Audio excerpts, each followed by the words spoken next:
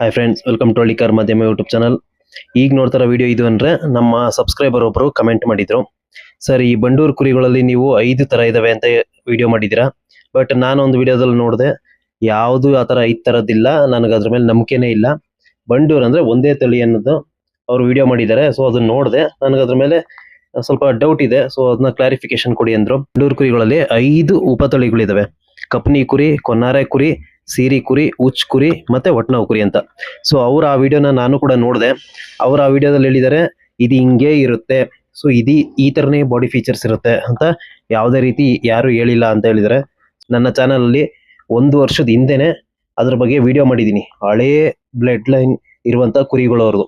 So ತುಂಬಾ ದೊಡ್ಡ breeder ಕೂಡ ಅವರು.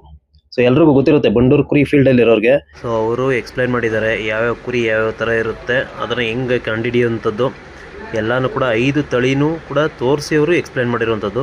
ಸೊ ಆ ವಿಡಿಯೋ ಪುನಃ ಅಪ್ಲೋಡ್ ಮಾಡಿದ್ದೀನಿ.